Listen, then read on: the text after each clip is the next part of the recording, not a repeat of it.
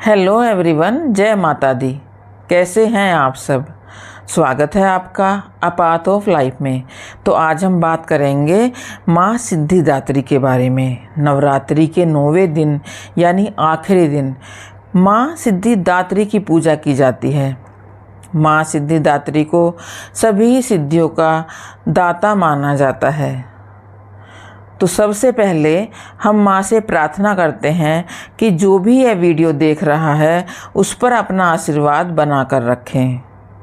Video को अंत तक ज़रूर देखना है, क्योंकि अंत में हम एक ऐसा उपाय बताएंगे जिससे आपकी सभी मनोकामनाएं पूरी होंगी। तो जय माता दी। आज हम बात करने जा रहे हैं नवरात्रि की सबसे अंतिम और सबसे शक्तिशाली देवी माँ सिद्धिदात्री के बारे में। क्या आप जानते हैं, ये वही माँ है जो अपने भक्तों को हर प्रकार की सिद्धि और सफलता प्रदान करती हैं। माँ सिद्धिदात्री नवरात्रि की 9वीं देवी हैं। सिद्धि का अर्थ है परफेक्शन और स्पिरिचुअल पावर, और दात्री मीन्स गिवर, यानी सिद्धियाँ देने वाली, परफेक्शन देने वाली। इनकी कृपा से भक्त को जीवन में सफलता, शक्ति, आध्यात्मिक उन्नति सब मिलता है।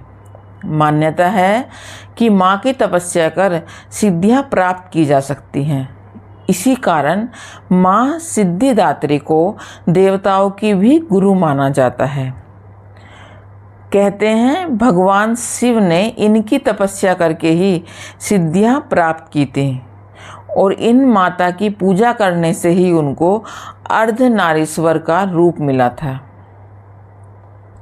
माँ कमल के फूल पर बैठती हैं और शेर इनका वाहन है। इनकी 4 भुजाएं हैं, जिनमें शंख, चक्र, गदा और कमल है। इनका जो स्वरूप है बहुत शांत, सौम्य और बहुत भी ओजस्वी है, तेजस्वी है।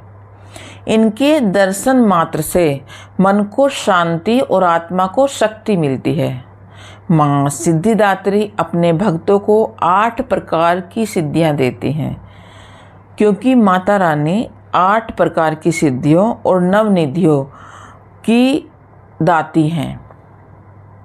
ये सिद्धियाँ केवल चमत्कारिक शक्तियाँ ही नहीं हैं, बल्कि जीवन में आत्मविश्वास, सफलता और नियंत्रण का प्रतीक भी हैं।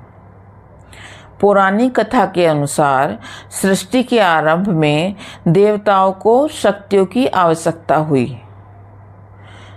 तब माँ सिद्धिदात्री प्रकट हुई थी।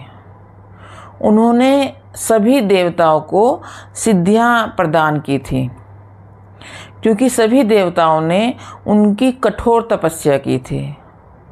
9वीं के दिन सुबह स्नान करके माँ की पूजा करनी है। फूल, फल, धूप, दीप माता को अर्पित करने हैं। माता को खीर और तिल का भोग लगाना है। और सबसे महत्वपूर्ण बात, 9वीं के दिन कन्या पूजन करना है। कुछ लोग अष्टमी को कन्या पूजन करते हैं, लेकिन कुछ 9वीं को कन्या पूजन करते हैं, क्योंकि इससे माँ बहुत ज़्यादा प्रसन्न होती हैं।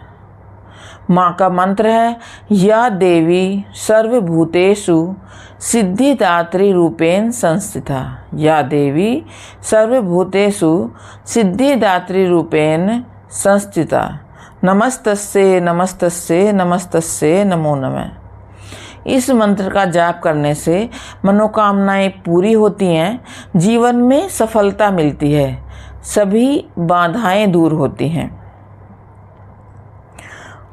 अगर आप भी चाहते हैं कि माँ सिद्धिदात्री की कृपा आप पर बने रहे, तो आपको नवरात्रि के 9वें दिन कम से कम 108 बार इस मंत्र का जाप करना है। जाप आपको रुद्राक्ष की माला पे या तुलसी की माला पे करना है। माँ सिद्धिदात्री की पूजा महानवमी के नाम से जानी जाती है। इस दिन किए गए उपाय जीवन में सफलता लाते हैं, सुख देते हैं और हमारी मनोकामनाएं पूरी करते हैं।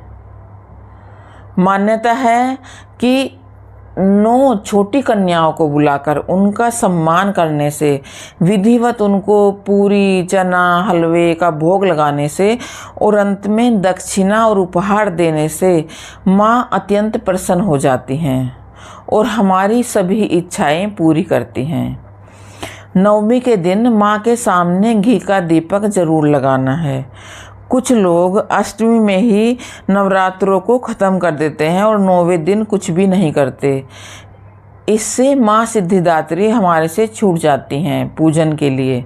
संभव हो तो 9वें दिन भी पूरे दिन अखंड ज्योति आपको लगानी है। इससे घर में सकारात्मकता आती है और नकारात्मक शक्तियाँ दूर चली जाती हैं। और माँ को खीर और तिल का भोग तो ज़रूर लगाना है। खीर और तिल माँ को बहुत ज़्यादा प्रिय हैं। बाद में ये खीर और तिल का जो माँ को आपने भोग लगाया है, इसे पूरे परिवार में प्रसाद के रूप में बांट दें। यह उपाय धन, सुख और समृद्धि को बढ़ाने वाला है। हमारे मन में मानसिक शांति आती है, आत्मबल आता है और सफलता मिलती है। माँ को हमें बैंगनी या सफ़ेद रंग के फूल चढ़ाने चाहिए, क्योंकि माँ को बैंगनी और सफ़ेद कलर के फूल बहुत ज़्यादा पसंद हैं। अपनी मनोकामना माँ के सामने सच्चे दिल से रखें, किसी का बुरा न सोचें। यही सबसे बड़ा और असरदार उपाय है। जीवन में सफलता और सिद्धि प्राप्त होती है, आर्थिक समस्याएं दूर होती हैं, रुके हुए काम आपके पूरे हो जाते हैं। अगर आप भी माँ सिद्धिदात्री का पूजन करते हैं या माँ सिद्धिदात्री की मन से पूजा करते हैं तो कमेंट में जय माँ सिद्धिदात्री ज़रूर लिखें। इस वीडियो को ज़्यादा से ज़्यादा शेयर करें ताकि सभी लोग इसका लाभ उठा सकें। चैनल को सब्सक्राइब करना न भूलें, क्योंकि यहाँ आपको मिलती हैं ऐसी ही भक्ति, ज्ञान और मोटिवेशनल से भरी हुई वीडियो। तो अंत में हम सभी मिलकर बोलते हैं जय माता दी।